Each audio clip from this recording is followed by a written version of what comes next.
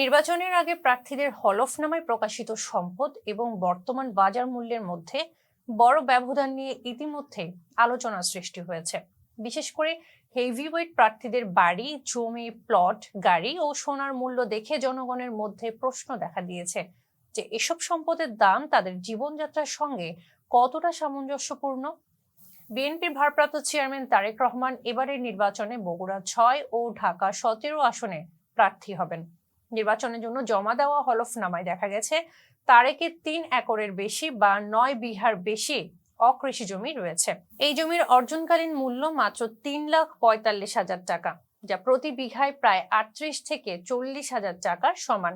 তবে সাধারণ জনগণ বলছেন বর্তমান বাজারে এত কম দামে জমি পাওয়া সম্ভব নয়। অপরদিকে জামায়াত ইসলামীর আমির শফিকুর রহমানের হলফনামায় দেখা গেছে ১১.৭৭ শতক জমিতে একটি ডুপ্লেক্স বাড়ি রয়েছে। জমি ও বাড়ি সহ এর অর্জনকালীন মূল্য দেখানো হয়েছে ২৭ লাখ টাকা।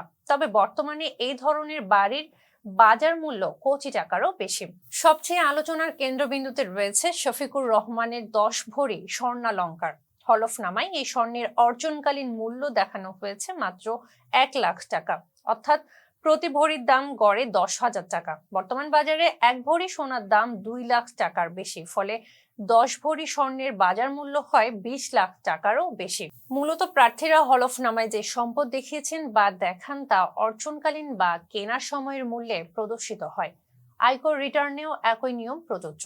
সুতরাং হলফনামার মূল্য এবং বর্তমান বাজার মূল্যের মধ্যে ব্যবধান থাকা স্বাভাবিক। এটি জনগণকে প্রার্থীদের সম্পদের প্রকৃত মান বোঝার জন্য গুরুত্বপূর্ণ তথ্য দেয়। ফেস দ্য পিপলের সঙ্গে থাকার জন্য ধন্যবাদ।